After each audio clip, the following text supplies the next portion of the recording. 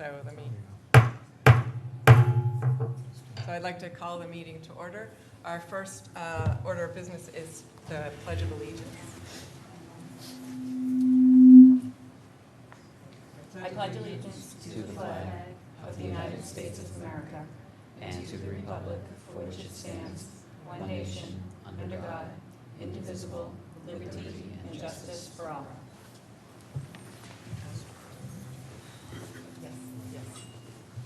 So I think what we'd like to do first is recognize a few students so that they can.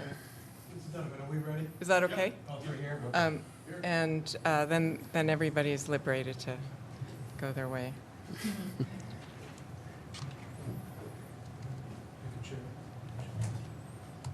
Welcome. Yeah, thanks for coming to our meeting. Good evening. Thank you so much for having us. I wanted to bring three really outstanding student leaders to be recognized this evening. So before you was Audrey Mitchell, Wes Moran, and Bernadette Farmer. And between them, they have done an enormous amount at Duxbury High School over the last year. So I wrote up a memo to everyone, kind of shared their big highlights. But Audrey, who is the student council president this year, led a huge revamping of our entire Link Crew program, almost from soup to nuts. Did a tremendous job with a lot of help.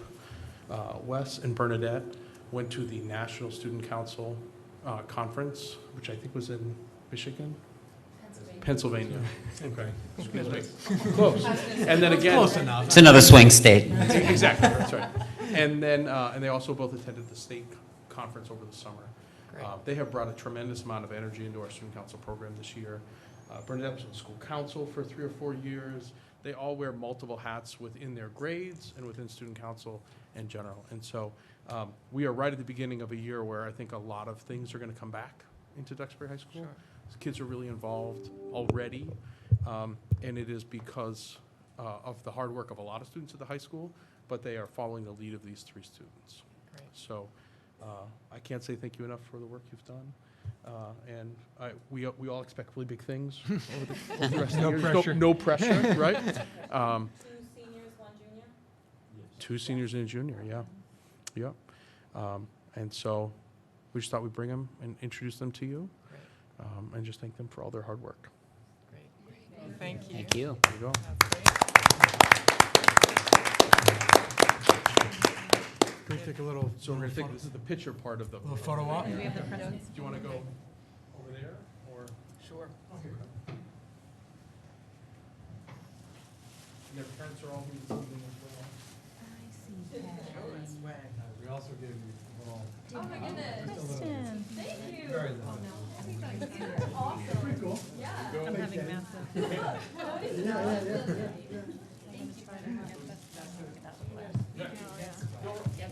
Closer.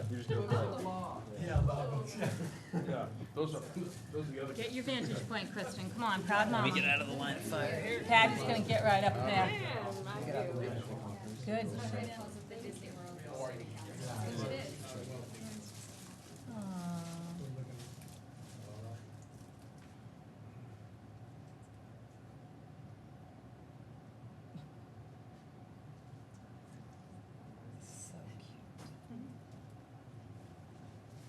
Thanks for coming.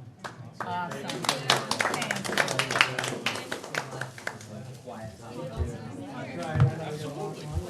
That's a ton of work. Good job, Wes. Keeping Molly straight in ASL.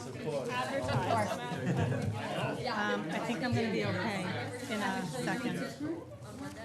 Diana's? I'm like, yes. He goes, I thought it was her, but, you know, I usually see her at church and she's dressed up, and I didn't want to get her TV time. I was like, hey, Bernadette, and then it was,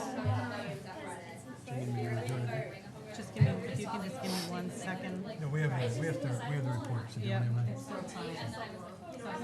yeah. Okay, is your PowerPoint on here? Why? No, hey. Oh my gosh, even your PowerPoint. Okay.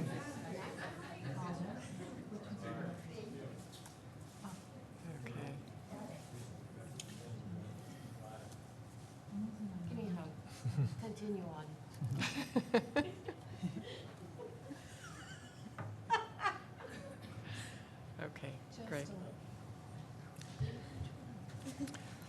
Okay, that was great.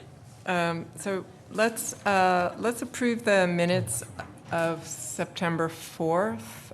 They were in the folder, so did any of you have any comments or changes you wanted to make? No. Okay. So could I have a motion to approve the minutes of September 4th? Motion to approve the minutes of September 4th. Second. All in favor? Aye. Okay, great. Now's a time for public comment, so if there are any public who would like to comment, great, please. Good evening, go ahead, just said. Yes, please, and if you would introduce yourself and, Hi, my name is Will Cerny, longtime resident of town, member of the Alternative Energy Committee, but I'm not representing them here. I am also part of Sustainable Duxbury, and I just wanted to make you aware of an initiative, and I hope the school can participate or support this, and that is to try to revigorate the anti-idling campaign. Now, I spoke to the Board of Selectmen May of 2018, and it was surprising to me that there was not general awareness that the Massachusetts has, for more than 20 years, had a law, an anti-idling law. Now, that doesn't refer to students hanging out after school. It refers to vehicles that are stopped and engines running for more than 5 minutes. And so, so we agreed at that time, the Board of Selectmen meeting, that some things would happen. And some things that I did a little walk around the school grounds here. I saw that there are anti-idling signs here, but I also know, and I'm sure you do too, that the sign doesn't necessarily mean that it has an effect on people's behavior, which is what it's all about. So I'm asking that, on the simplest terms, that through whatever communication devices that you have, you just make parents, visitors, vendors, people delivering, just aware of that. And then, on another level, if I don't know what your policy is or your procedure whereby there's monitoring at pickup and drop-off time. I don't know, but those people can just very gently say, just to let you know. And you should also know that there is the power of law and regulation here, and that there are fines that are possible. Not that you're going to do that, but if for example, there's a certain resistance by certain delivery people, and say, I'll just let you know you're letting that run, and that's not a refrigerated truck, and then you can make a call to enforcement officers. So okay. That's about it. And the other thing is curriculum instruction, and who does that? Everyone. Are you in charge of that? Okay. So I just wanted to let you know that there is an entire curriculum, an anti-idling curriculum that the Department of Motor Vehicles has created. It's on their website, and I don't know if I just contact your office, and I can give you more information and leads and things like that. Okay. So I think this is important because this is. What's happening Friday is it's Student Climate Strike, I don't know, and also there's Student Action Day Saturday, and the United Nations has its climate conference that's coming Monday. So, what better way for students to become active if they themselves, through their education, could do something. It's their future. So. Yes. All right, that's all I have to say. Short and Thank you very sweet. much. Thank you. I'm so glad you brought it up because I'm a parent who picks up and drops off every morning. The drop-off in the morning, you are moving, but in the afternoon, you come 20 minutes early, and cars leave their engines on, and it drives me insane. And I always shut mine off because of the waste. So I would I'll be that person who goes up and Okay. down the line with the sign. Yeah, you were hired.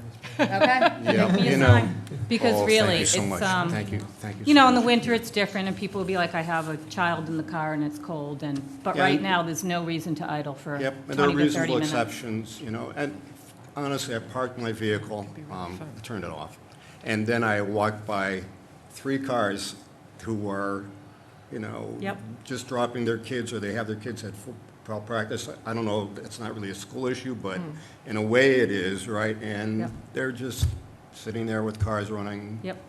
looking at their cell phones, and saying, this is not right. Right. Well, no, I think You it's know? great that you're bringing Yeah, attention yeah, to yeah, it. you know, Thank yeah. you. Okay, thank you very much. much. Okay, Appreciate all right, it. okay, that's We'll okay. keep you Awesome. posted. All right. Thank you. I hope you had a great start of school year. Thank you. Thanks. Okay. Any other comments from the gallery? Okay. Dr. Klingaman, would you like to start off with reports? Just wanted to share with you that I added the district committee dates to the folder for Yes. tonight's meeting. So if any of you are interested in attending any of our district committees, please consider yourselves invited. Okay. And one of the committees that I need to update you on is our School Wellness Advisory Council. So we have our first meeting on September 30th coming up, and at that time, we're going to establish our goals and our focus areas for the year. We do have the results from the youth risk behavior surveys, which we'll be presenting to school committee a little bit later in October. And we also will be focusing on how we can bring some of the stress less initiatives that the high school has typically done to the whole district. And we'll also be establishing our goals, looking at Pillar 1 of the strategic plan, where we had some suggested action items. So those are the ones listed at the bottom, but specifically with identify specific strategies and resources to assist students with managing stress, provide mindfulness training and other well-being resources and supports to staff. And that's one thing that we've already started this school year, is providing some mindfulness and other supporting things like yoga for the staff members. We have a few teachers in the district who've done some extensive yoga training that will benefit the staff as well as the students, which has already begun. And we'll continue to explore community resources to assist with health and well-being initiatives. So at our first meeting, September 30th, we hope to establish goals for the year, and I'll be glad to report on our progress towards those goals throughout the year. Okay. And is that 3:30 to, I didn't get that. Yep, 'cause I looked this at is, it before this, that was added. it's in the folder, and I Yep. can print that out for anyone. So our first meeting of the School Wellness Advisory Committee is Monday, September 30th, from 3 to 4 p.m. here at ALDEN. Oh. And the rest of our district committees begin at 3:30. Yep. So we also have our district curriculum committee, which Yep. typically a school committee member has sat in on, and that is on Thursday, September 26th at 3:30. So this year, in our curriculum review cycle, we're focusing on writing, reading, and world language. And so we'll have 2 whole group committee meetings this year, and the rest of the meetings will take place building-based within each school. So there's only 2 large group, and we'll come together at the end with recommendations. So we'll make sure that we make available the dates the subcommittees will be meeting at the schools as well. So if any of you would like to participate, just let us know, and we can get you more information. Okay. Would you like us to just send you an email saying we're planning to attend? we'd Yep, like to you don't attend? even have to. If you want to take a look at the schedule, and you're welcome to come to any. Just consider yourselves invited. If Okay. you end up having one representative, we can add you to any of the email Okay. messages Okay. that go out. Great. The only limitation is that if we have more than 2 of us, we have to call it a school committee meeting, so we'll have to make Decide. sure that Good there are point. not more than 2 of us. But I'm happy to go to either the Wellness Advisory meeting on the 30th or the Curriculum Committee meeting. But if I either of can do you, the 30th, do you want to do that, Kelly? Okay, if you can do Do you want- Thursdays okay, Thursdays are Yeah. good for me. are not good for me, so. So are you referring to all of the committees here? Yeah, Right now, so I was, I haven't looked at haven't the done it others. yet, but I was gonna take a look at my calendar to see Okay. if I could be available for any of the digital literacy oh, great, okay. committee meetings. That would Which, at first glance, I think I can unless something Okay. changes between now and October Okay, 21st. but- okay. Okay. Can I ask a question about the Of course. SEL? So, Danielle, do you happen to know if, as you guys review things like textbooks and learning tools and stuff from vendors, is that part of the the decision-making or the analysis now? Like, do you look at stuff through a lens of like, does it have SEL integrated into it and how? Yes, Or are you not there definitely. yet? So I think our task right now is to look at the curriculum maps to see how we can integrate social emotional learning practices into our scope and sequence and our curriculum maps of existing curriculum. And I Yeah. think when we're looking to purchase new curriculums, for example, we just purchased a district license for Newsella. Mm-hmm. And that Newsella has a full social emotional learning collection that comes along with it. And so definitely if Yeah. we're seeing resources that align with the social and emotional learning lessons and activities, we're definitely Yeah. moving in that direction. But we, again, don't want it to be a separate social emotional learning. We want it to be woven into every, like you said, Right, every yeah. content So I was area. curious, so Newsella does it, so are you seeing that with other vendors? Like, are they starting to build SEL sort of into the different I think content so, that they yeah. have? And I think it's more than even just taking that content and doing lessons that support social emotional learning within the content areas from pre-K through 12. Yeah, But some of them are kind of highlighting the SEL pieces as part of the learning. good, great. That's it for me. Okay, so I'll plan to come to the curriculum committee. Perfect. That's Thank you. okay. So Julie, do you want us to give you a list of, like offline, a list of Yeah, what if, things we want to go to? yeah, if you have meetings, if you send the email to Dr. Klingaman and then just copy me in, and that way I can keep track and make sure they're not more I could also, Yeah. I could also take all the meeting dates and make a Google Doc, and you could write in the ones that you can Okay. attend, and that way you Ooh. can see if there's That's more than one perfect. of you that's already signed up for the same Yeah, meeting. that would So be I'll so work good. on that. Okay, thank you. It's very Google of you. That's good. Thank Great. Okay, super. Thank you. Is there anything else you No, had to I'm all report? set, thank you. Okay. Mrs. Blake? So for my update tonight, I just wanted to share and briefly discuss with you the fiscal year 21 budget calendar. So I did put a copy of this in the folder today, but I also printed off some hard copies for your reference. So what the budget calendar contains is it's just broken out into the summer, fall, winter, and spring. And then I included just some high-level tasks that are critically important to the budget process. And then I also tried to integrate in some important meetings within the task list as well. So this has been an important tool that I've been using this year, not only to provide information on all of the action items, but also to be able to keep in mind the deadlines for all of these important deliverables. So just as we look at the calendar, all of the tasks listed under summer of 2019 have been completed. So we had discussed briefly last meeting, the recast of the budget was completed, and that gave us the ability to take some of the surplus that we had in the salary lines to cover our budget deficit in our vocational tuitions. And we have already had our initial conversations with the administrative team around the capital and the operating budget planning. So, and we're well underway in the fall 2019 tasks. We've met with some members of the town's finance team, and then we've also rolled out the internal process that we're going to go through with our administrative team to prepare and submit the capital and the operating budget. So internally, capital requests are due by the end of this week, and then we've asked all of the principals and the directors that the operating budget requests are due on October 4th. And so we're hoping with those deadlines, and that gives us the ability to review and discuss it internally, and then we'll be able to present those budgets. Capital will be the second meeting in October, so that last meeting, and then the operating budget will be the first meeting in November.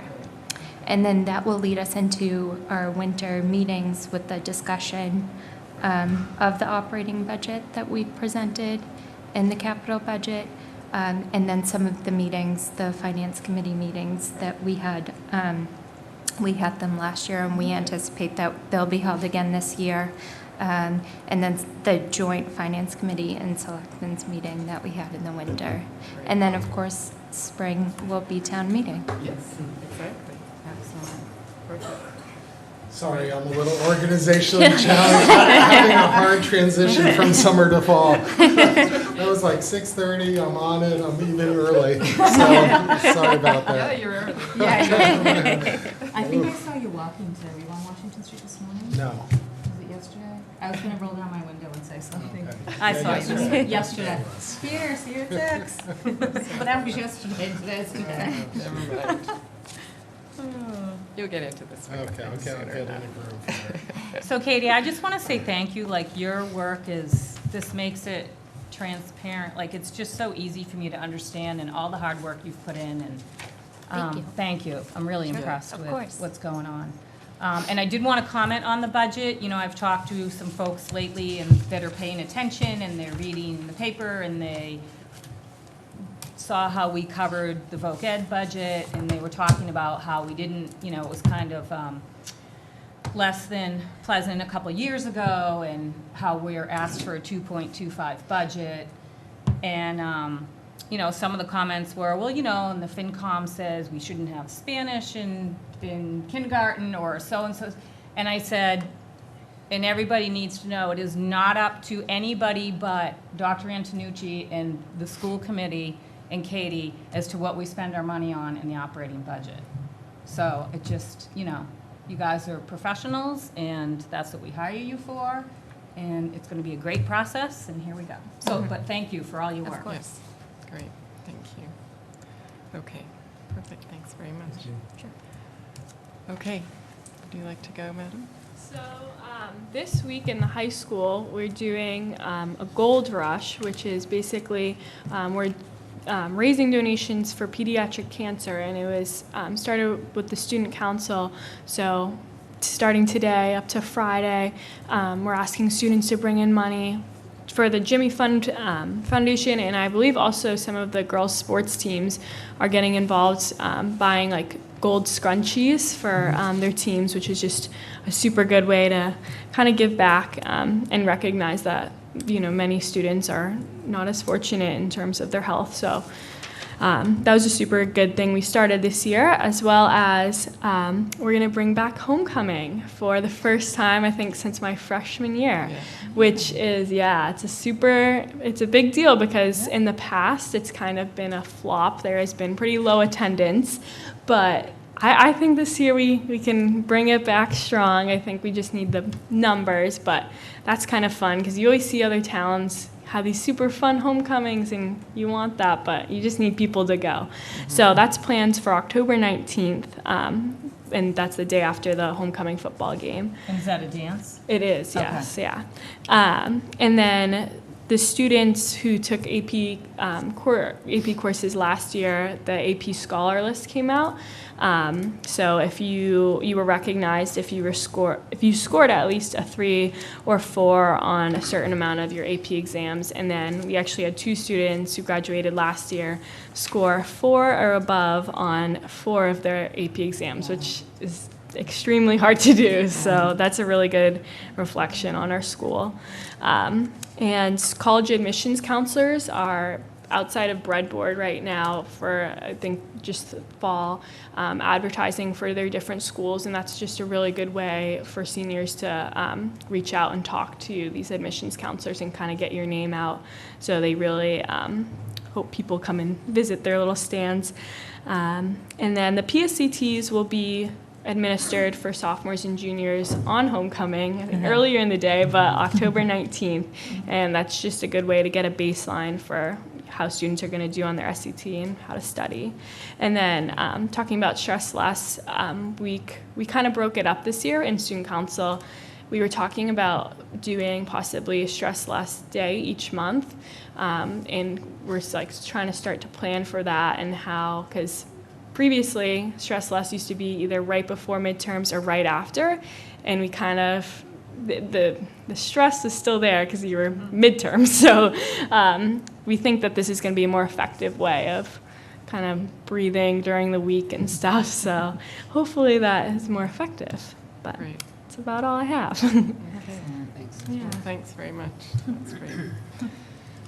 So I just wanted to bring up again the issue of vaping. During the summer, I had a discussion with Duxbury Facts on their community summit in June, and we suggested that together with the school district, Facts could do some work around educating the community about vaping. There are a number of school districts that have been installing vape detectors in their bathrooms and locker rooms. And so earlier in the summer, there were Easton and a couple of other schools were in the paper. This time, Quincy is installing vape detectors, but they managed to get a grant from the Norfolk County DA's office. So we're going to inquire about grant funding to see if this might be something we want to explore. They're expensive and they're not a proven product, but obviously if we can get a grant, then that might be something we want to look at. So that's really Does it. it sound an alarm, like a smoke detector, or does it just like I think it discreetly notify notifies if the central office. the bat phone gets, yeah. Right, exactly. And so that's, yeah, I guess it's a Wi-Fi system because they wouldn't be hardwiring it. Yeah. So I think we're going to look into that and see if it's worth trying out, if we can get some funding for it. And the other thing I wanted to note is that the agenda calendar has been filled in a bit more, so please have another look at it because there have been a few changes. And please let Dr. Antonucci or me know if you want to add anything or you have any concerns about the way it's timing of various items and things like that. Yeah, the only guarantee I can give you is it will change throughout the year. Exactly, So, exactly. But there's some things that we just know we have to do. Right. You know. So, Julie, will this get posted in any form on the website so the community can see, or? I don't know if there's value in doing it, I was just personally would be curious. reluctant to, just because Yeah. it's really an internal document for kind of planning purposes. Yeah. And it's going to change. It changes Right. every single month, so. Right. I- Yeah. Then people get, Yeah. oh, you're gonna do, but you can't Yeah. always stick to it. Yeah. The only reason I ask, it's very interesting you brought it up, because I got an email from a parent today who was a little confused on where to find the meeting agendas and stuff, so I took her through all that. But one of the anecdotal things that she mentioned in the initial email was she brought up a topic and she said, this is a topic I'd be interested in.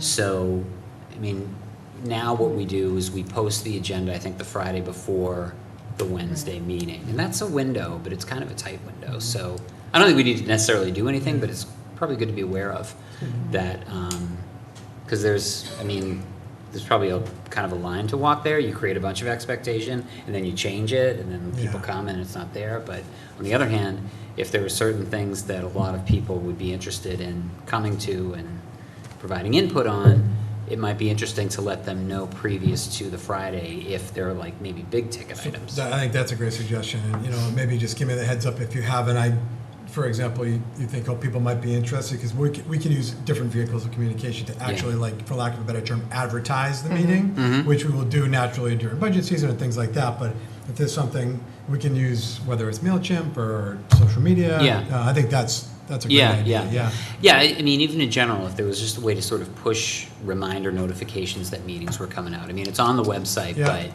Well, even I'm pretty good with websites, but even like, and I know that our website has improved vastly over the last year or so, but there are certain parts of like the school committee page that are a little counterintuitive. It's a little kind of difficult. So I don't know. I took it as a good sign that someone was coming to me to sort of show interest in wanting to come, and I think the more people And we if you have up ever there, want the to better. make changes to the school committee section of the website, you can just let us know too, because it's very simple for us to reorganize and change folders and Yeah. highlight different information, so just Yeah. keep us posted if Yeah. we can I I was improve that. just Cool. going to mention that the town website has a way that you can sign up for an email to have the agenda of various town public meetings mailed to you. So for example, I signed up for the She mentioned selectmen that, yeah. agenda, and it gets sent to me. And I can choose to ignore it, or I can look at the agenda, but it comes several days, whenever it's posted, it gets sent out as an email. So I wondered if school committee, you could sign up for school committee, might be worth. It might be I worth wonder if looking we into. can point people to the town system. If they're doing that for all meetings, we can at least. Yeah, so advertise that people can service, just yeah. go on the town website, and if it's like the selectmen, you can simply tick the box and ask That's a good idea. request that they automatically send you the school committee agenda each time it's So posted. that already exists for the school committee agenda. So Well, you- that I don't know, Yeah, I'm not because sure it I'm on does, school but that'd be committee, I've worth never looking I wonder into, why. yeah. I'll take a look at it too, but yeah. It probably could. That would be good, because I think if a bunch of people would appreciate getting a push notification on a Right. Friday, like this is what's Right. coming up on Wednesday. Right, so, You know what I yeah, mean? if we could check and Yeah. then maybe just include that in That would be some huge email improvement. saying if you want to be Yeah. kept apprised, this is how you do it. And the other thing is if we know 2 weeks out, at the end of this meeting, we can say, and in our next meeting, we're going to cover X, Y, Z. If we're close enough that we know that it hasn't changed. Sure. I want to say we plan really far in advance, but I However, will 2 tell you, weeks. it's much, Oh, it's yeah. much Yeah. easier It's a said than moving done. target, I'm sure, Yeah. Yeah. Or But a at least week on out. Friday, Yeah. more Yeah, or less. Friday. And if there was if there was a way to push Friday that and out, it would be Wednesdays. great. Yeah, decent Yeah. time. Yeah. Decent time. Great. Okay, Dr. Just a couple. Oh, Kelly, sorry, you wanted to I did, mention and I was something. just going to comment on the vaping. I've been doing a lot of reading because I have a junior in high school and I have kids at my house all the time. So they've pretty much figured it's not the flavoring, it's Right. the vitamin E, which, because it's heated in the coil when they vape, that's what's causing the lung infections, which is really fascinating because vitamin E as a supplement is helpful, but it's not helpful when it's turned to, Because it's not fully vaporized. and exactly. So the drops get into the lungs. Right. But that's, yeah, I had read that it was just one, that was just one thing they were pointing Right. to. But- because yeah. the flavors that are regulated are approved by the FDA. It's, the whole thing is maddening. Right, but they're also off kind of black market or gray market mixers Correct. that make up their own Yes, liquid that goes into the vapes. And correct. those are not But even the regulated at all. regulated are not good because of the vitamin E, so Right. it's all bad. Yeah. It's just not good. No. So I just wanted to say, in the mail today, I got my lovely Life on the Bay, and who was staring at me, but we've got Jim, Karen, Danielle, John, Aaron, and Sarah. This is a great publication that covered our administrative team. And they interviewed John about the strategic plan and the principals, just a little bio piece on them. So I thought it was fantastic that we've covered the schools in Yeah, made the another cover. Yep. Duxbury publication. We're having a signing ceremony later Oh, this good, all week. right, can I be first? It's gonna totally be worth money. Yeah. You're right up there with the Duxbury moms who gain partners in wine. So after your meetings, actually, they're two very good friends of mine. Thank you. So congratulations. Yeah, oh, yeah. That's awesome.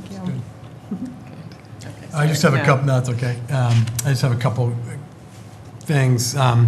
First is that our school resource officer, Nick Jamali, who's phenomenal on a million counts, recently got promoted to sergeant, which is a great thing for him Yeah. in his career, but we're losing him as an SRO. So, we'll miss Nick like crazy. He's still going to be, he'll be actively involved in helping us find a replacement and with a transition for probably at least a couple of months. But we have a great relationship with the police department, top to bottom. And one thing that they have asked us for our input into the selection of the next SRO, which we're really appreciative for. And we should have some news on that in the upcoming weeks. But we'll definitely miss Nick. But we think we have some great candidates to fill his very large shoes. So anyway, just want to let you know. Yeah, it's a really important position, as you all know. He does a tremendous amount, both behind the scenes and sort of out front. So, anyway, that's that. Great. Congrats to Nick. But anyway, second thing is, and this is just a random thing, Danielle can speak more to it, but since Matthew's here, and I think we might ask, maybe putting an advertisement out or a letter to the editor about, we have a huge substitute teacher shortage in town. We're not alone. Districts are forever scrambling to find qualified substitutes, but we're kind of low right now. So to the extent that we can, spread the word in the neighborhoods, and we'll use our communication vehicles as well, the newspaper, but we're just looking for candidates. So, and we're also trying to figure out, we are actually well below the market rate. The daily rates actually, if you break it down, it's less than minimum wage. So we need to likely make some adjustments, but it's also just as a shortage, so, and it's not the easiest job in the world, actually, so. So anyway, I just want to let you know, we'll try and drum up some business. One thing, by the way, is Danielle has done a great job this year. We've had 2 substitute orientations, so required, I think, right? Right, we started it last year, so any substitutes in the district need to go through a full training each year as a requirement, where we also have them sign off on a confidentiality statement, because there's so much private student information that people in the schools have access to. But I just want to add that we're looking for candidates with an associate's degree or higher, preferably a bachelor's degree, and then we still are selective once we have interested candidates to make sure we have the best people possible delivering the instruction in the teacher's absences. So even once we have candidates that are interested, we have to kind of go through the process, making sure they're a good fit for Duxbury, and then have them trained so they can step in and be able to do that tough job for the day. So what's the typical time frame, the window between someone saying, hey, I'm interested in being a substitute, and then being able to substitute? It's not a very long time frame, so they would apply through the portal. Yep. If anyone that applies for a position, then they would see Jerry Panuzak, our HR director, and as soon as he has all the documents necessary for hiring, I would schedule them for a one-on-one training if we're not doing a group training that month. But we try to get everybody ready to go as quickly as possible, because we have such a shortage that the principals have access to in the schools. So I would say probably less than a 2-week turnaround if all goes well. And then the final thing, this is just a thank you, but I was speaking with the Recreation Director, Gordon Cushing, and I wasn't aware of this, but our golf teams typically play at the Duxbury Yacht Club, and that course, I guess, is closing for major renovations, and it's not going to reopen until late 2020, which left our golf teams without a home.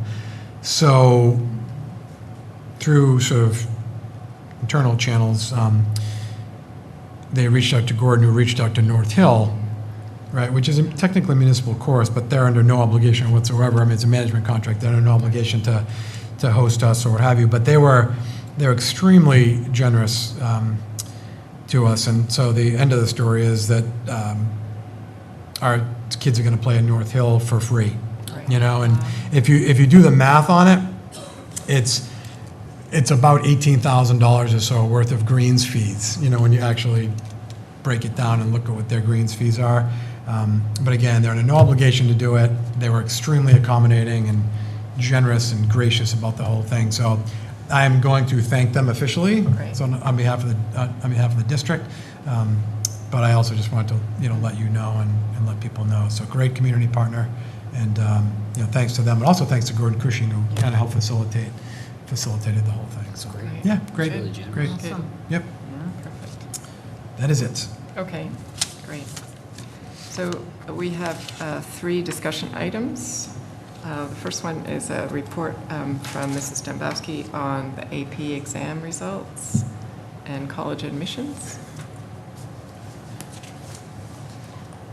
Lisa? Hello. Oh, great, okay. Lisa's also in Life on the Bay.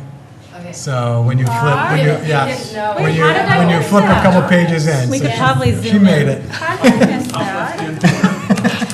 It's so unrecognizable. Because I pawed through it today. Are you My claim drinking to it fame. Oktoberfest? That's No, probably she's a in our better picture. Yes, gotta edit that out. Okay, now we have to take a time out. Oh my goodness, I'm really a There's photo. Danielle. Oh, the group picture. I know. Yes. Top left hand corner. They stuck me in the back. I prefer that. So do I. Yeah, this is all of the department heads and guidance, and it's fantastic. I mean, how are we going to concentrate? Let me just quick introduction. I mean, you all know Lisa and Jim, but AP is just, we figured a kind of topic of interest. Yep. And so we've never, at least in the last 3 years, haven't talked about it here. And we asked Lisa to come and share a little of her expertise about our AP program. So there you go.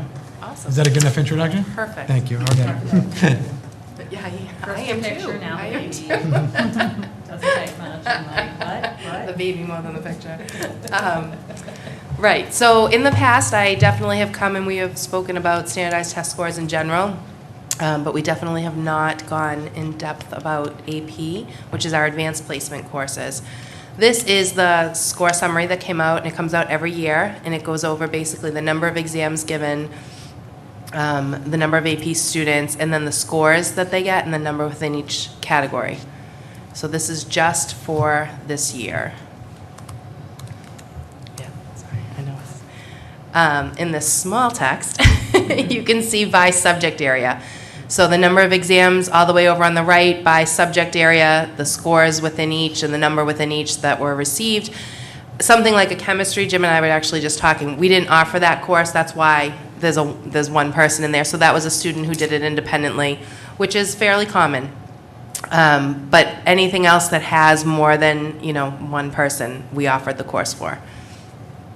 And they only get college credit if it's a 3 or above. So maybe, So the yeah, ones 3, that 4, you- 5. Okay. Mhm. When did we stop offering baby chemistry? Is it every other year? So it's, in the past, it has run every other year. Although the numbers are sustained now, it wouldn't surprise me if we do a few years in a row of it. Okay. Mhm. So that was kind of a standard one. It used to be physics and chem ran every other. The kids would take chem one year, physics the next year. Our AP Scholar program, which these numbers are fairly consistent each year. I would say this year we had a little bit of a dip in the AP Scholars with honors. So the way it works is that students that receive a 3 or higher on the exams, they get the honor if it's a 3.25 average in at least 4 exams. Distinction is a 3.5 average in at least 4 exams, and then National AP Scholar means they've gotten a 4 or above in at least 8 exams. That's a pretty big deal. Yeah, so we've had 2 of those. This is our 5-year trend. So this is where you can see our number of AP students has remained fairly consistent. The number of exams, within 25 exams we've given has remained fairly consistent. The number of AP students, so that's the student with a score of 3 or above, not the number of exams that are 3 or above, but the number of students, and then the percentage of total AP students, again, so at least one 3, that would get a count in that. Whereas our average of the percentage of scores of exams that are 3 or above is about 74%. So that's the difference in those 2 percentages. These are the AP course offerings at Duxbury High School. So when colleges look to see how many courses you do offer, that's the number that they're looking at and how many a student would have taken within that group.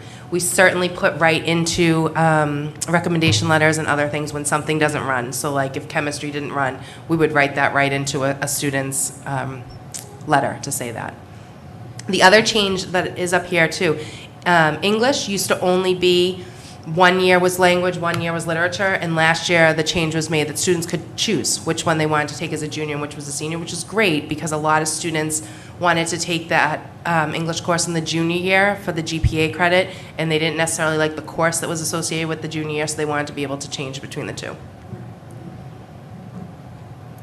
What is an AP course? So that's an advanced placement level course. The College Board has a standardized curriculum, so across nationwide, it's a standardized curriculum, which allows students to demonstrate their ability to take a college level course within high school. So the difference I always say is like when you're in college, you know, you're taking a college level course, but you're taking it in the scheme of 4 other courses. You're not taking it with 7 courses and 35 activities and homework and all that sort of thing.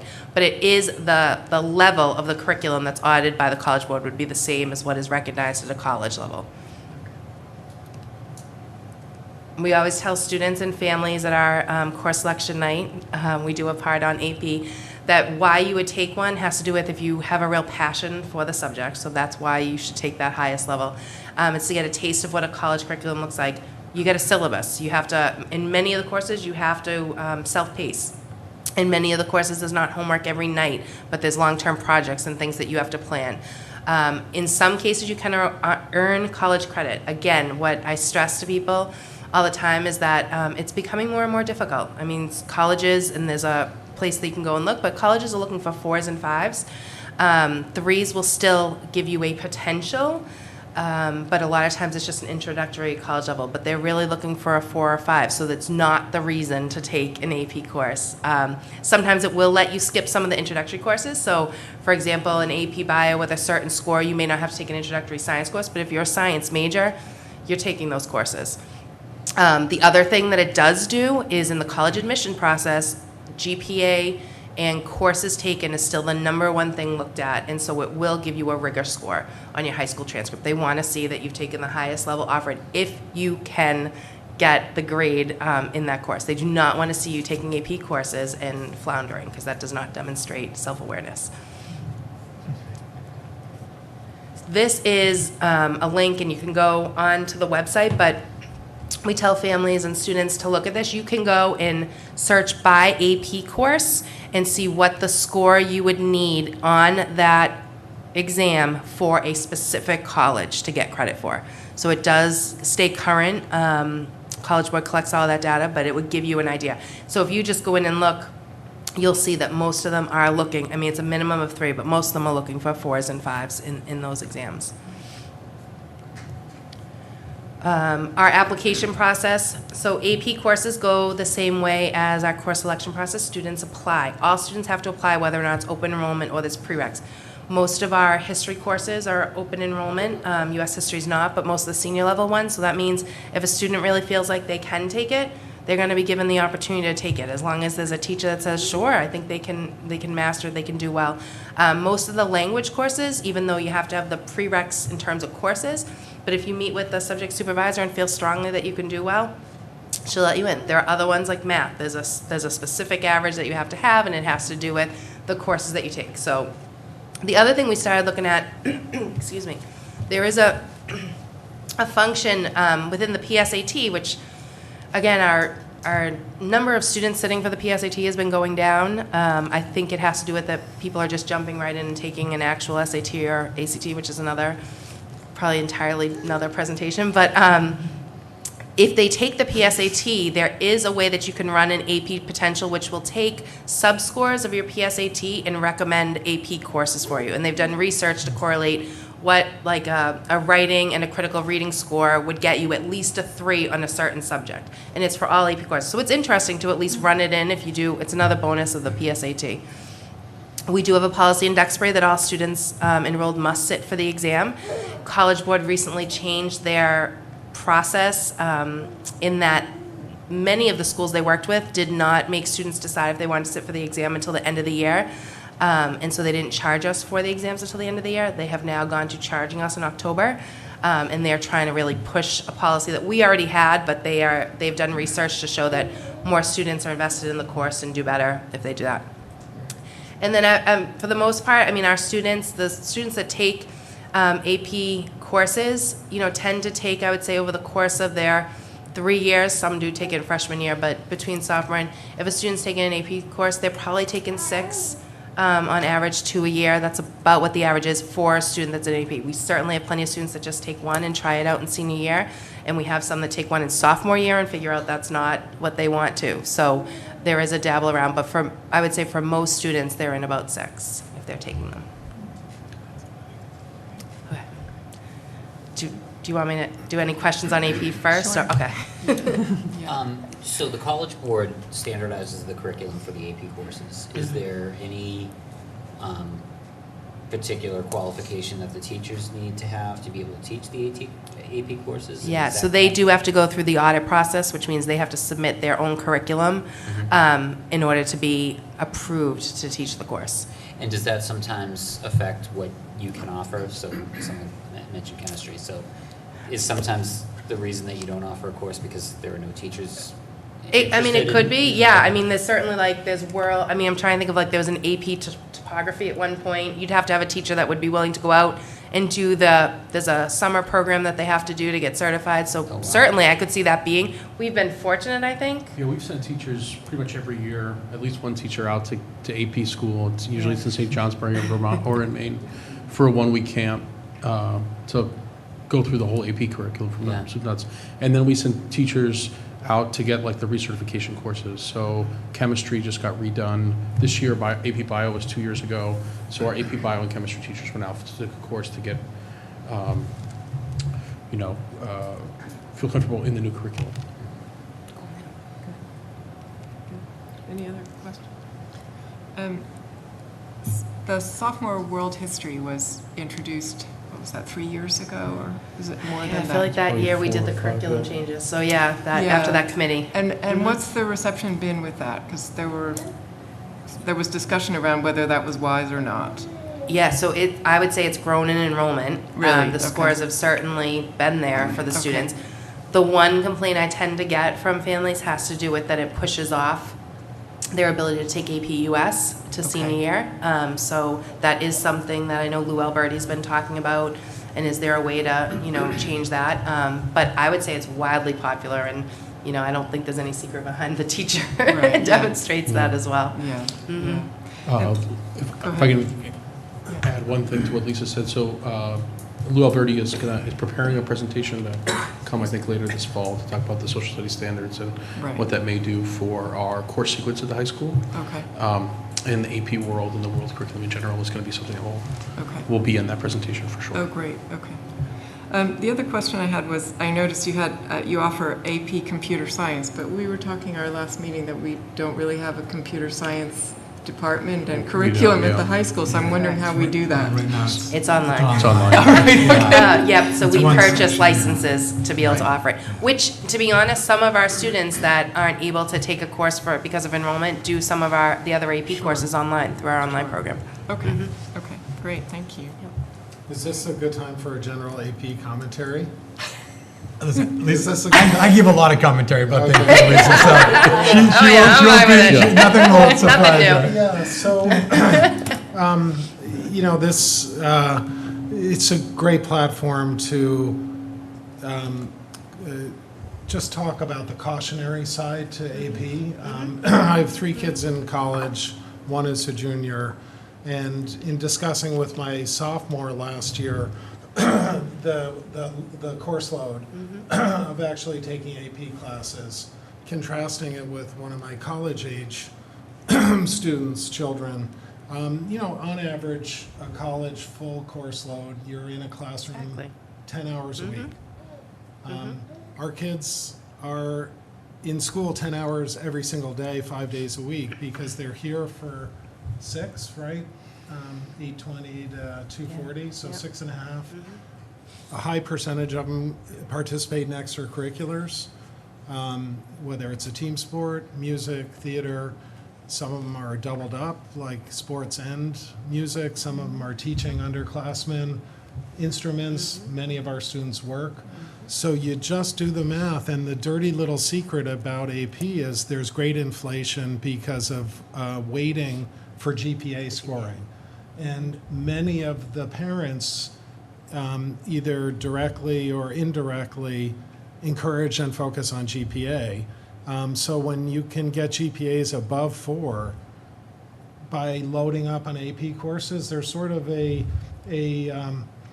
incentive which may not be necessarily in the best interest of students. So you just think if our average student in the high school is taking 6 AP classes, that's 2 per year in their sophomore, junior, and senior years.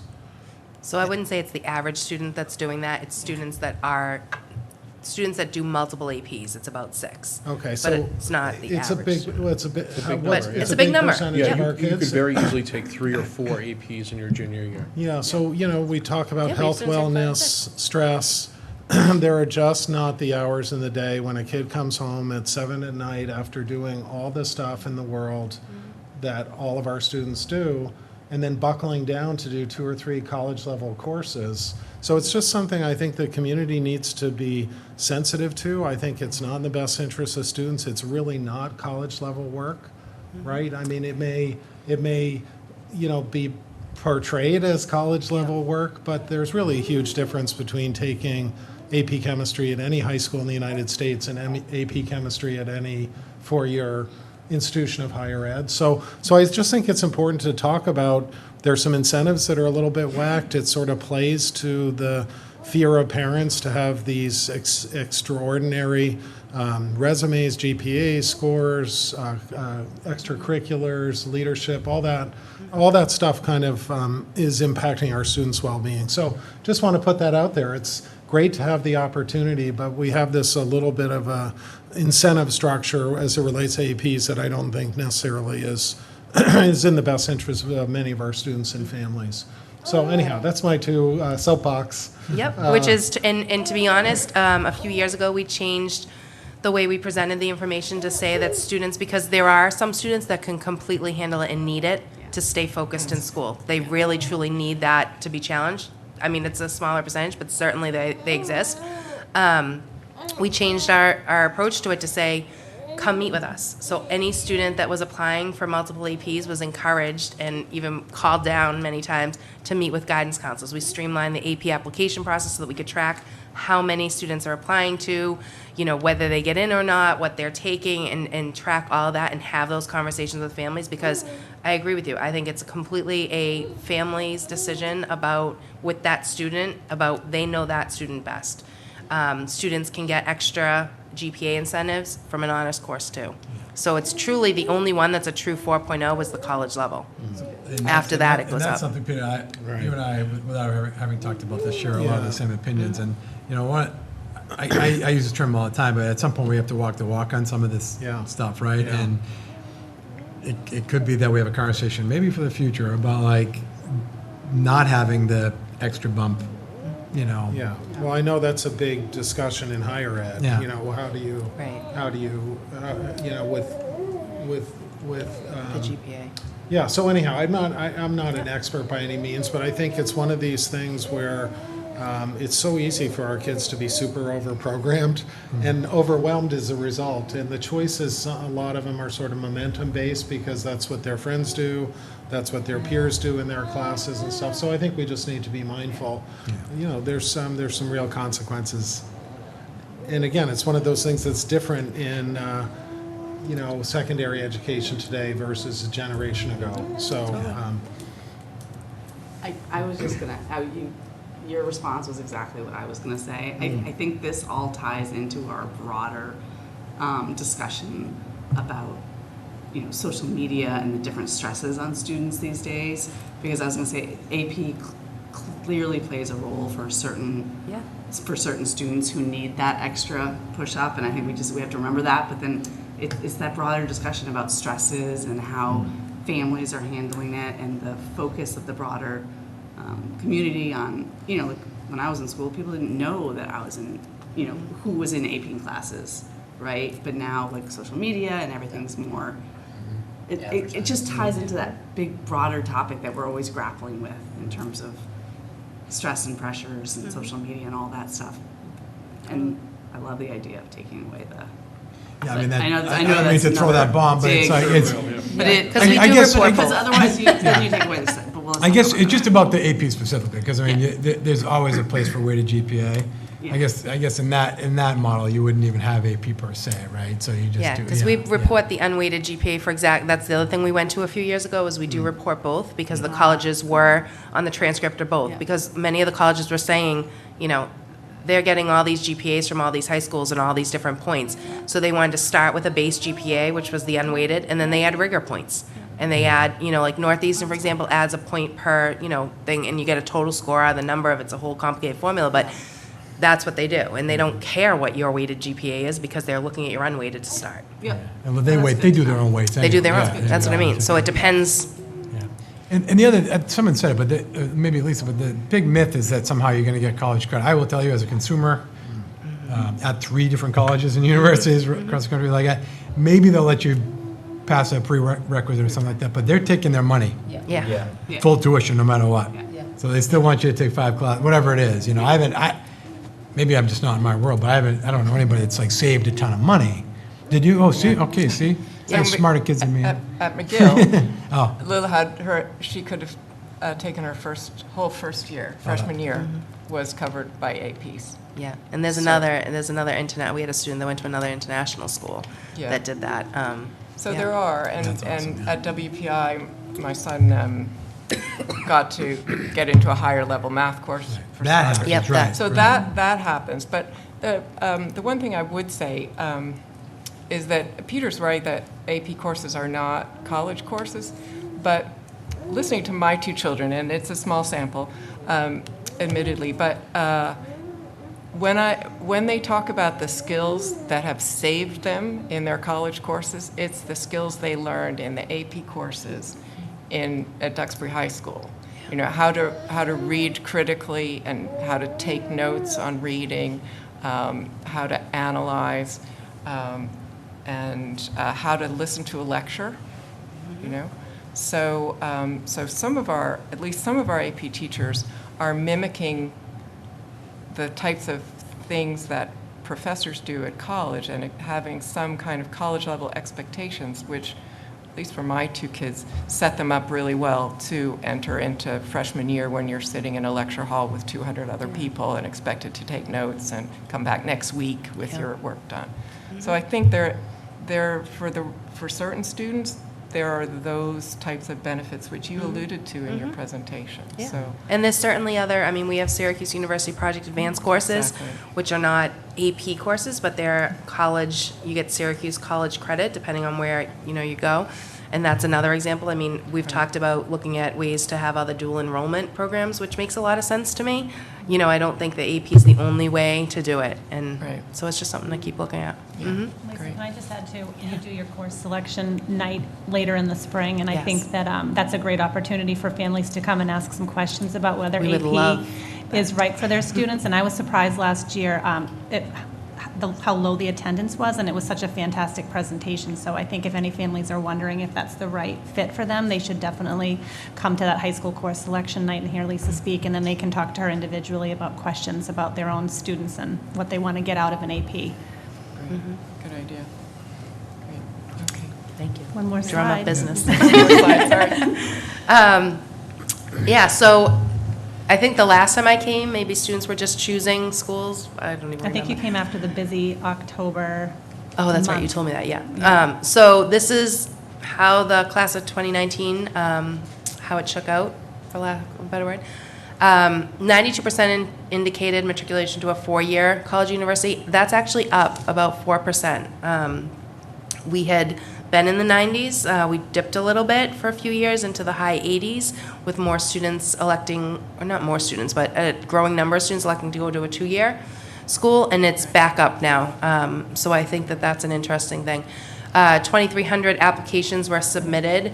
That is up about 350 from the year before, which was up about 300 from the year before that. So again, I think the trend is that students, as the next thing says, they're averaging about 9 applications per student. That's going back up as well. It was 7 the year before, 6 the year before that.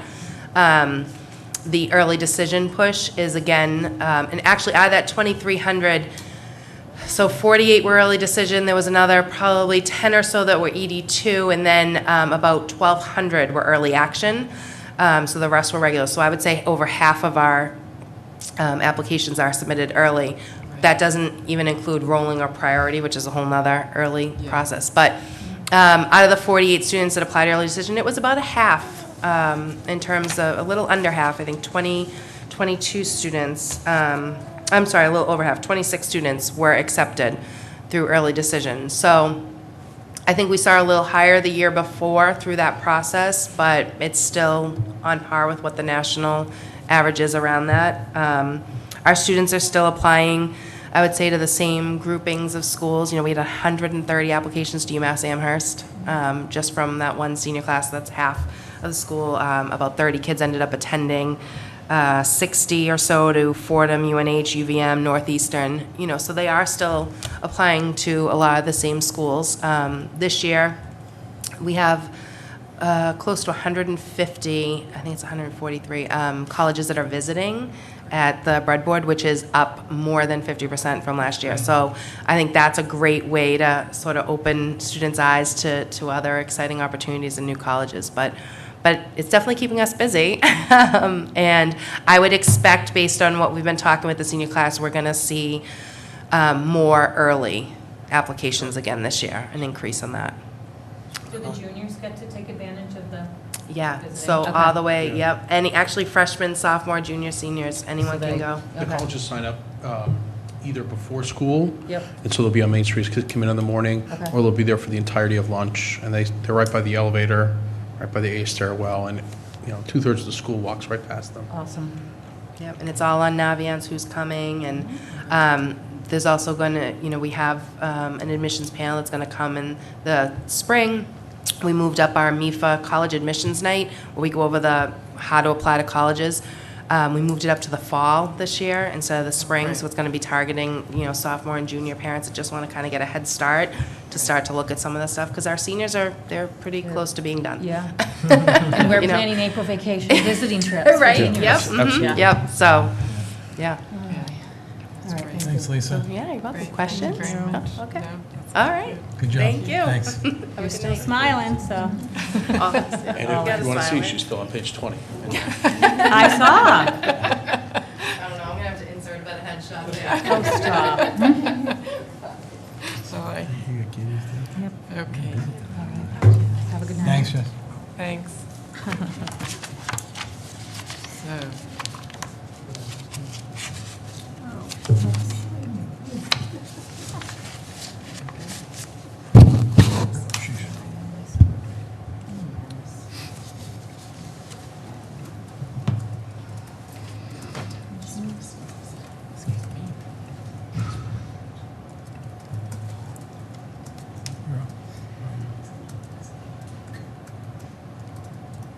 I'm having a little bit of technical difficulties.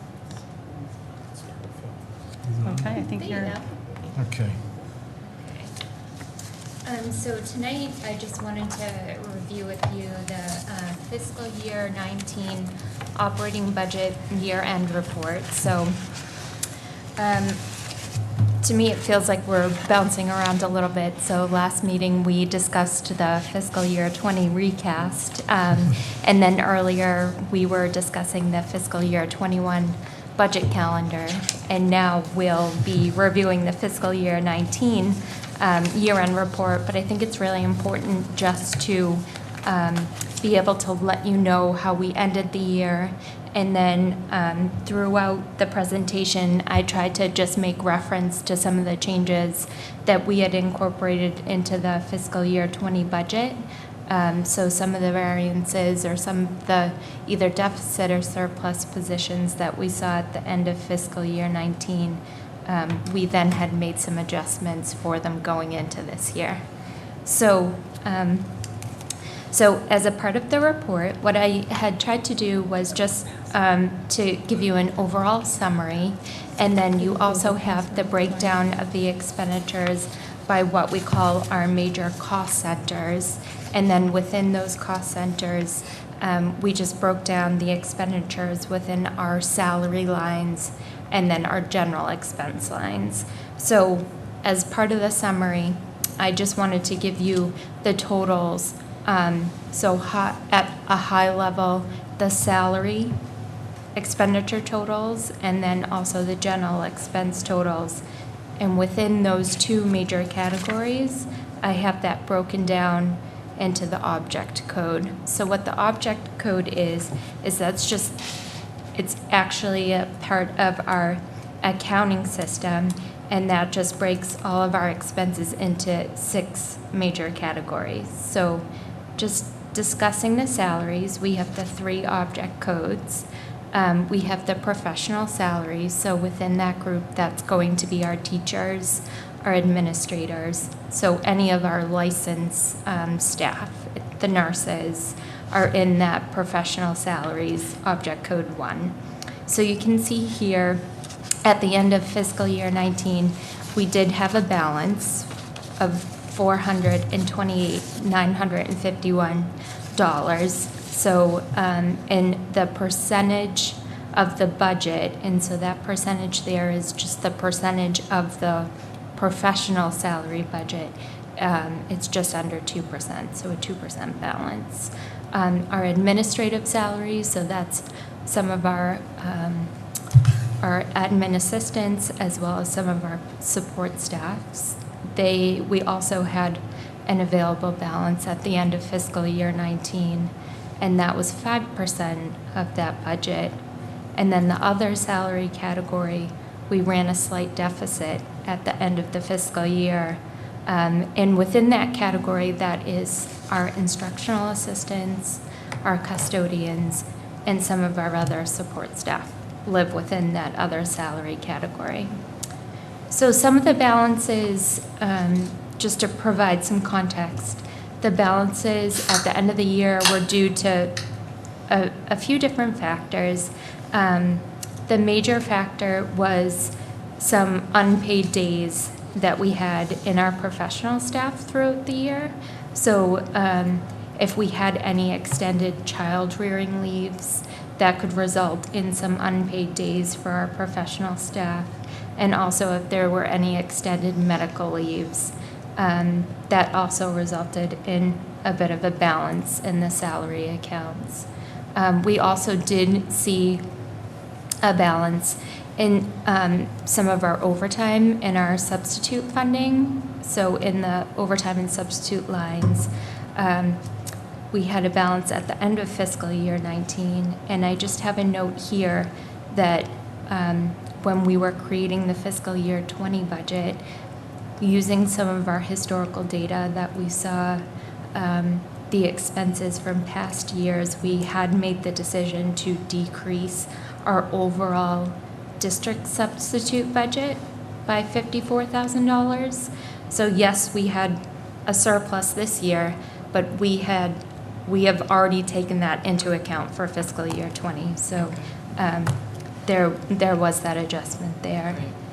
And then we also had, within our budget, we account for any salary column changes. So our teachers are able to submit documentation when they're moving between our columns, meaning so if they're at a master's, in the master's column, and if they take a certain number of courses, they could apply to move into a master's plus 15 column, which is an increase in their salary, and they can do that twice throughout the year. So what we do is we budget for that, and then some of the teachers may submit intent saying that they will be progressing through and earning additional credits, but sometimes they do not. So we did have a bit of leftover in the budget for that in fiscal year 19. So, and we had already taken that into account. So for that salary column change budget line, we decreased that going into fiscal year 20 by $51,000.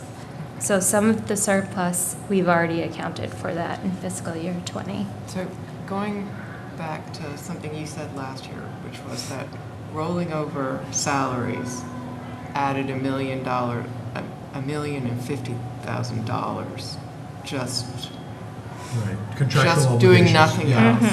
So are you saying that that's now about $1 million? You've scaled that back to about $1 million with taking the 51,000? We would have done that in that number probably. I'm trying to picture that exhibit in last year's budget. But Do you we remember might, what I'm talking Yeah, I about? do, exactly, yeah. Yeah. But we might have, that number might be an aggregate salary number. Okay. The only thing, I'm trying to picture this exhibit. The only thing it didn't take into account is that we take like a negative budget number for like 5 retirements. Right, So right. that's Okay. separate, but I think that kind of stuff is built into that number. Right, so we're still up about $1 million same thing. just rolling over the contract. And so another piece of this, having the surplus, could be that if we had any extended leaves, we would be paying the salary to the long-term subs. Of course. Whereas we're always building that budget for the upcoming year based off of that teacher returning to that position. Sure. So it will give us some of the unpaid days that create that surplus, but then when we build the budget, we're always gonna build it based off of our permanent teaching staff. Okay, got it. So that was my question, the 429 surplus was an anomaly this year because of some of that, So- or? So, sorry, Katie. No, that's okay. Because I mean, it's only because. That's a big number. No, It- so I'm going to take you back to last October 10th, a year ago. Mm-hmm. A lot of that number is staff turnover. Remember, we had like 25 new Mm-hmm. staff. So at the October 10th meeting last year, I'm just going to remind you, we broke that down, and that last year covered a sped deficit That's right. of about 300,000. So that number has been known. I wouldn't call it an anomaly, but it was very high number for staff turnover, Yes, just based on a whole bunch of different reasons. so that reflects it, Yeah. Yeah, right, I'm correct, Katie, right? Yeah. okay. So that's why you're not gonna take that out, it's still gonna be the 1.5 for the anticipated staff salary, minus the 50,000. 1,500,000. Oh, $1,050,000. So remember, So it is gonna go down by $500,000. it's not going to. No. You gotta remember, this is FY19, this is last year, this Correct. is long gone. Yep. Long gone. So whatever happened to salaries a year ago, we built in already to FY20. Okay. So our baseline, no, that was it was a one-time thing. Because of the that covered a circumstances. and the- deficit, but it's Okay. gone, poof, like, Mhm. right, so. And I think, so if we look at the expenses, the general expenses, for the general expenses, we're actually running a deficit. So we do know that as we're going throughout the year that we do have a surplus in our salary lines, but it's very much being used to cover the deficit that we're running in our general expenses. So in the general expenses, again, it's broken up into our different object codes. So we have contracted services. So within the contracted services, that's any of our tuitions that we're paying to our out-of-district special education schools, tuitions that we're paying to vocational schools, and then just general contracts, if we have contracts with transportation providers, utilities, et cetera. So that's within that number. And the sum of available is that negative over $360,000. We also have our supplies and materials, which we were running a slight deficit, just over $20,000. And then we have some other expenses, which is more of just a general expense line. Anything that doesn't fall within the contracted services or supplies and materials. And we actually had a balance of $25,000 at the end of the year. So the deficit, again, is due to a variety of different reasons, but the overage in contracted services we saw was due to some of our special education tuitions that had increased when we originally created our fiscal year 19 budget. And then we did have some overages in our waste management, which is our trash contract. Also in our water expenses, we had some overages and some of our transportation lines as well.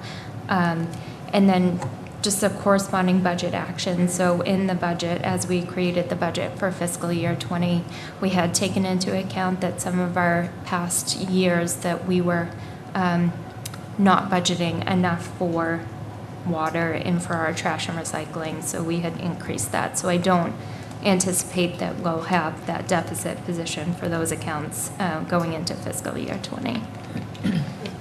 Just, turning the clock back, as I recall, we had 25 new hires. And those new hires in general were replacing people that were at significantly higher compensation. But out of the gate, there was a significant special ed deficit. And those two nearly washed, not quite. I mean, if it was 423 and minus 360, of that minus 360 is all except those two major ones. All the rest was really the special ed, right? So that was, that what kind of saved us last year. We didn't have to draw down the special ed reserve because we had that. Do you have some sense of history of what, if 25 and the impact on the budget was 2%, right? It was 1.78% favorable to budget expenses on the professional salary line. Is the normal half that? Like, would you say 10 to 15, or it's just impossible I just to don't, even know? it's impossible for me. I mean, I don't know the history here, but. This year we had 18 new yeah, teachers, okay, and okay. that was a little bit less, but it felt like a pretty typical Okay. size. It can based on- fluctuate it can fluctuate wildly, and it can go the other way too. Right. So on it, now, if you have retirements, that's one thing, right?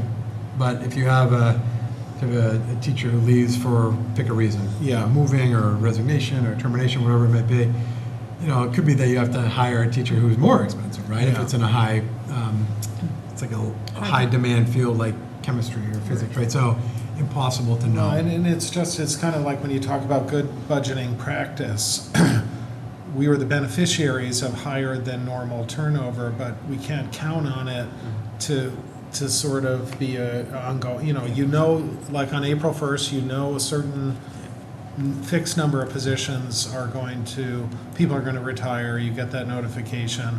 We're already past the budgeting cycle, so all you can do is estimate as best you can, but we can't count on it because it can go the other way. Right. 1 year, if instead of 18, there's only half that, you're going to have a negative variance of 200,000 going the other way.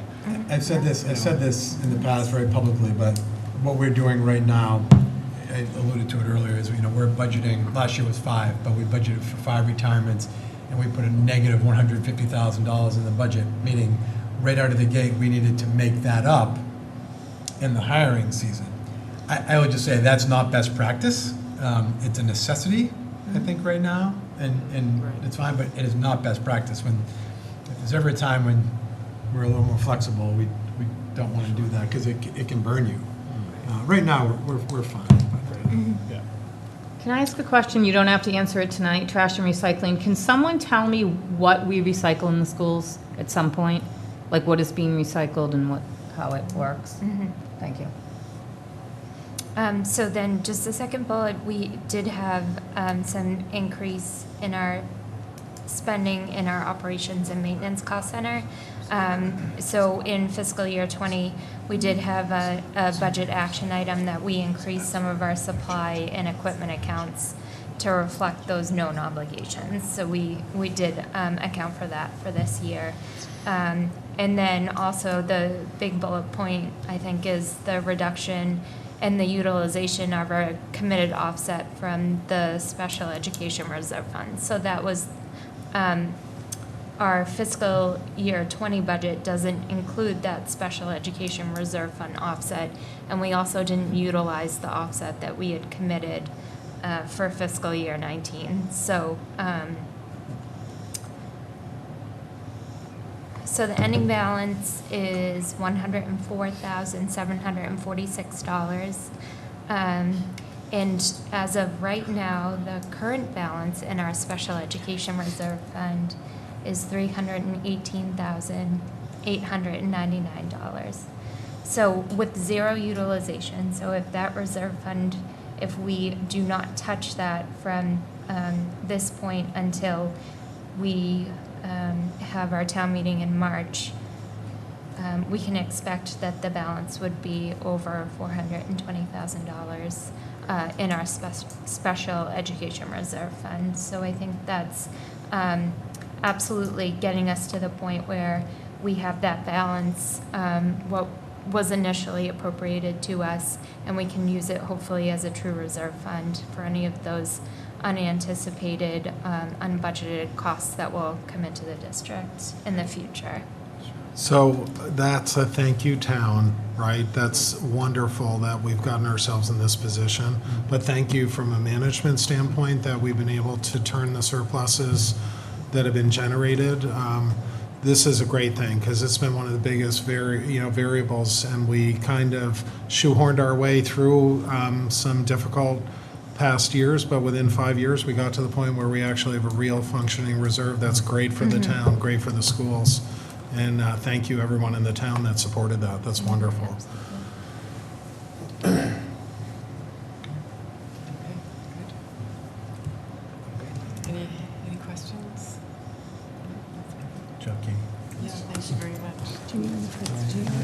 I'll get off.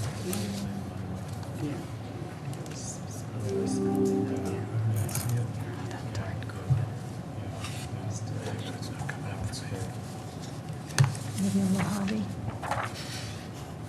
Do you want me to do yours? All right. Want me to move on? Yes, go ahead. Okay, so, Sorry. yeah, I just want to spend a few minutes talking about superintendent goals for the year. As you all know, we participate in a superintendent's evaluation process that's somewhat, what's the word I'm looking for? Something, I don't know, it's the right word, organized or directed by the state, you know, so we basically adopt the state system. I did want to point out, Can I'm sorry, I'm No, yeah. slow here. I'm slowly picking up Yeah. momentum and I'm getting with the pace. But previously, I know that the final report was submitted either with an extension or on the non-kind of extendable October 31st deadline to the state. oh, end of year report? Yeah, where are we with the end of year report and what's your sense of when that will be filed? Sure, so it's due October 1st. Yeah. And I anticipate that we'll file it on October 1st. Okay, so that's a first in the 5 years I've been on the school committee, and that's wonderful. There was no reason for it to be late historically. It's great that we're going to be on time. I think that's awesome. So well done again. That's awesome. I have to confess that when I did Katie's job 20 years ago, I think my record was like December 21st. I think I just did it just to test the Department of Ed. It was sort of like, but no, Katie's on top of things. She's great. Do you want me to project? Yeah, do you mind projecting? So it's really I'm not going to go through bullet by bullet, but so anyway, we do participate in the superintendent's evaluation process. In your folder online, I did put in, there is a revised rubric. It's a lot of similarities, some differences from the past, but all the same kind of same spirit and the same standard. So I did. Do you have the? Yep. I was just showing. okay, I was yeah, just yeah. showing them that it's 2019. Yeah. So what I do, just to refresh the committee, is I lay out 4 goals. I do a professional practice goal, a student learning goal, and then 2 district improvement goals. I will say this, it's happy to do this process. It's necessary and important, but it is just a piece of everything we do in the district. We have the strategic plan rollout, we have the district improvement plan, the school improvement plan. So this is a piece, and it's just one way that you sort of measure my performance. So with that, professional practice goal, as you see up here, I'll read it. It's to develop and market, and I use that term intentionally, an FY21 school department budget that allows the district to begin implementing a strategic plan, collaborate with town officials on developing and implementing a Proposition 2.5 override strategy. Now, I want to say this about that goal. The reason I think it's worthy of a goal is that I think it's going to be a very challenging budget cycle this year, and it's going to take a lot of my time and a lot of attention and potentially some change in strategy and effort. And so I do think it's worthy of a goal. I want to say this too. I'm not suggesting that we are going to have a Prop 2.5 override. I don't want that to be the takeaway, but we are in discussions, as everybody knows, that may be an option. So I just want to make sure that I am actively involved and engaged in that process, and I am. And so I just, that's why it's here in a very public goal. Go ahead. So since it's not clear, should we make sure that you're not going to get dinged if we don't develop and implement? So instead of collaborate with town officials to discuss or to plan developing and implementing, do you know what I mean? Yeah, sure. So if it doesn't happen, sorry. Yeah, no, it's fine. I mean, this is just a draft anyway. Yeah, It's okay. a draft, so I can reword it. But even now, we've had several meetings over the summer, recently as this week, and so It seems town-wide, it seems to be the yeah. direction. Yeah. I want to say this too. one of the bullet points is collaborating with school committee, board of selectmen, finance committee, other town officials to develop long-term strategy. They have been excellent conversations, I will say, this year. For those who participated informally or formally, and I really kind of applaud everybody who's had a seat at the table, and that extends from the finance committee to the selectmen to Rainey and John Adams, and I just say it's a whole different feel, and it's, I think, very productive for the residents of Duxbury. So with that being said, I appreciate that. So you'll see here in the goal, we're doing a lot internally too, because I do talk about the strategic plan here. Strategic plan, Katie she developed all new templates for our cost center leaders that when they're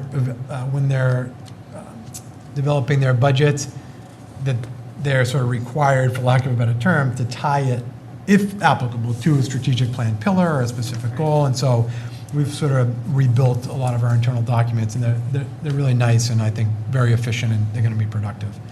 I'm going to jump to the last bullet point here, and just to reiterate that one of the things is we had talked about last meeting, forming a committee to explore membership in South Shore Book Tech. We haven't done anything since that meeting, but I did want to make sure we don't lose sight of that. The flipping to the student learning goal, I think this is super exciting. And again, I think we talked about this or alluded to it at last meeting, but it's to begin to explore and develop career and technical education pathways for DHS students. So we CTE, career and technical education. I have to give credit here to other people for sure. Danielle, obviously, but Matt Files, who's our Tech Aid teacher, we've had several meetings now with Matt, and Matt has already begun kind of articulating a vision for what a program could look like, might look like. We've developed a list of community partners who may or may not be interested, and there's a lot of action items, in that plan. One of them, just as an example, is identifying community partners, because what we're looking at here is potentially giving kids an internship opportunity for high school graduation credit, that type of programming, and we need community partners to do that. And so we haven't picked the actual date yet, but sometime in November, we think we're going to host, that's one of the bullet items, we're going to host a community partnership night where we'll start exploring and articulating our vision, but also just soliciting and receiving input from the business community, other organizations in town. So really, really exciting work. So I just want to make sure that this is on the front burner of our work. So. And when we say community partners, it can be broader than just Duxbury, right? Because we have some larger corporations and health organizations kind of in the South Shore region. Yep, absolutely. 100%. The only tricky part is just transportation, and because I don't know what this is going to look like when could be years before we find out, but the hope is that we can allow the students to do it somewhat during the school day. Yeah. But I'd love to hear. Right, if you have ideas for partners that we may not have on our list, please feel free to email us and we can add them. Could you send us the list? We have a draft of a list right now. Absolutely, we can share who we have. Yeah. And feel free to add. And then we can add. Yep. Yeah, that'd be great. We'll come before the committee.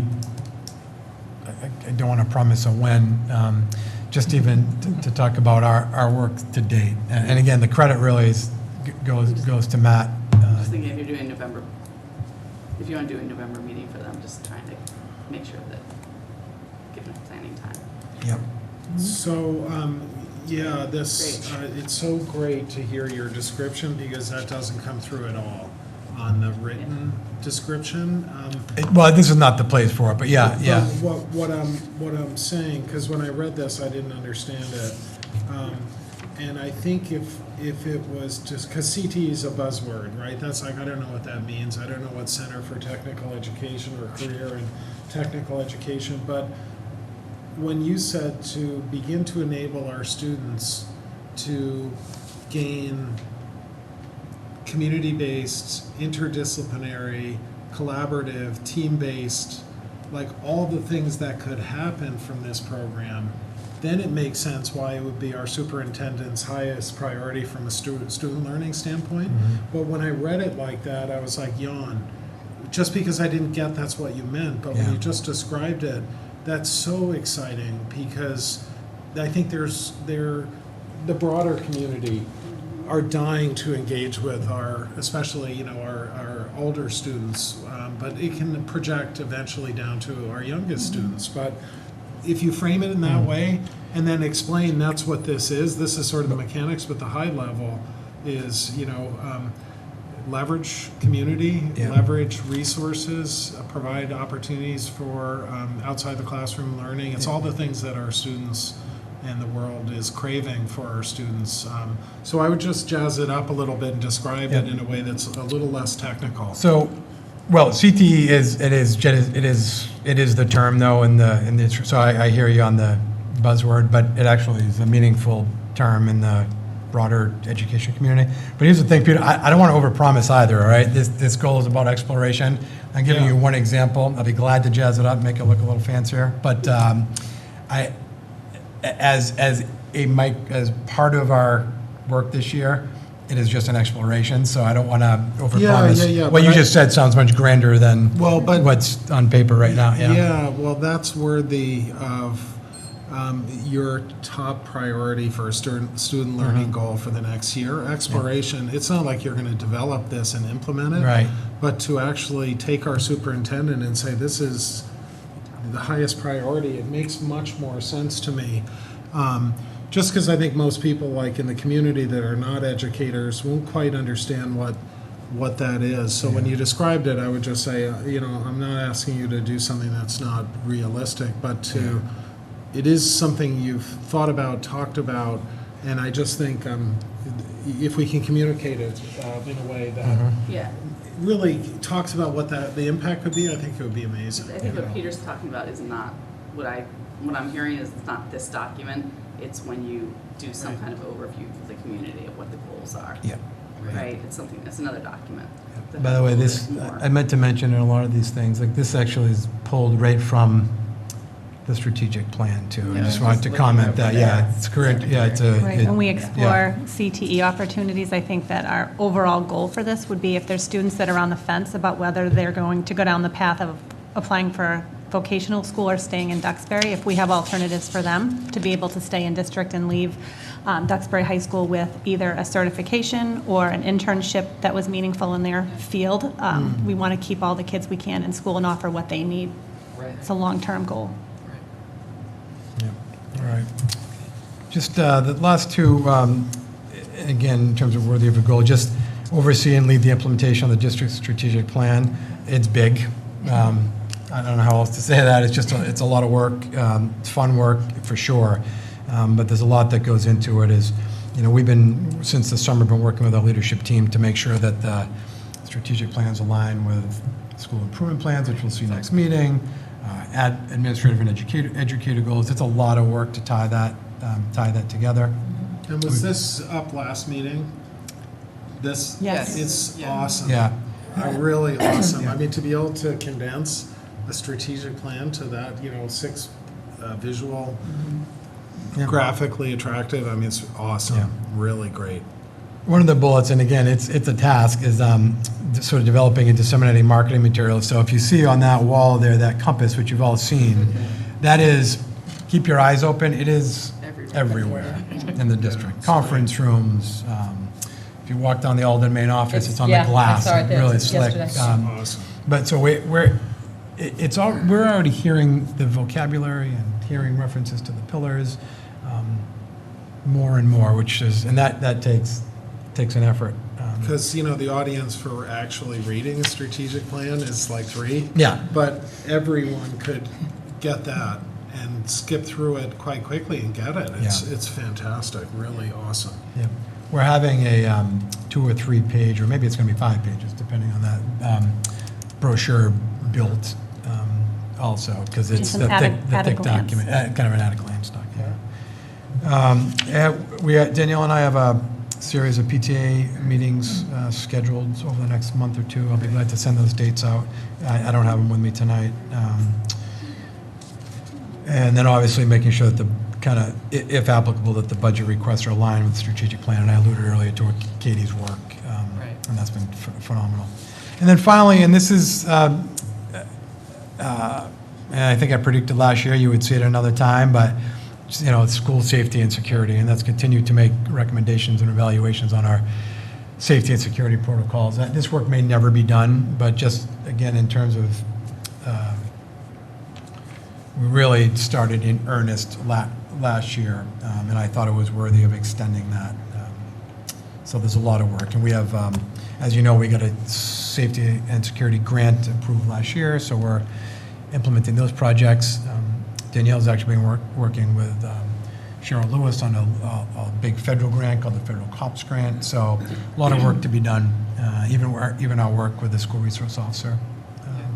Can I make just one suggestion here? Because, a lot of that, and a lot of it is so rightly focused on physical security, but, towns have been held hostage over the course of this last year by cyber criminals with, think if our system were ransomed, right? Students have no access to coursework, confidential proprietary data. I think we want to probably make that a bullet point of the kind of, whatever you call it, cybersecurity, what have you. But we're so dependent on having access to data, and towns are being shown to be very vulnerable to people that want to hold us and others ransom. So again, I'm sure you're doing something, but it's just good to flag that as an area of risk. We'll highlight that at some point, because I forget the name of the test, but we recently have gone through some kind of audit. What do you call, I don't know. It's like someone we hire a company to try to hack us, and there's a name for that. I don't know what that's called. But what's that? Is it a pen test? Penetration? Maybe, I don't know. It sounds good. I'll take it. Something like that. But we had we've touched on this topic at the townwide IT steering committee. So that's part of the consultation process that's going, the consultation I think is completed, but the IT steering committee, the consideration around what the kind of future roadmap is for town and school IT, and how integrated it becomes. Security is part of that, so I think it's on people's radar, for sure. Shannon had a question. New school resource officer. Are they rotating? Oh, so you missed it. That's okay. I'll be glad to repeat myself. So Nick Jamali, our current SRO, got a promotion to sergeant, which is wonderful for him. Yeah. But so we're in transition right now. So yeah, I talked about that in my superintendent's report. Yeah. No, it's a good question. That's I'll say it again, but it's a really important position. Yes. So it's very. in an ideal world we'd have more. But. So thank you. I'll make some changes and get the draft back out. Yeah, thanks. Thank you very much. We don't have any action items for tonight's meeting, I believe. Unless you did mention the forming a committee around vocational technical. Do you want to I don't have any more information on that yet, okay. so yeah. That's fine. And so are there any other comments or correspondence or other things that we want to consider future meetings? Okay, public comment? All right, could I have a motion to adjourn? Motion to adjourn. Second. All in favor? Aye. Aye. Thank you very much. Wow.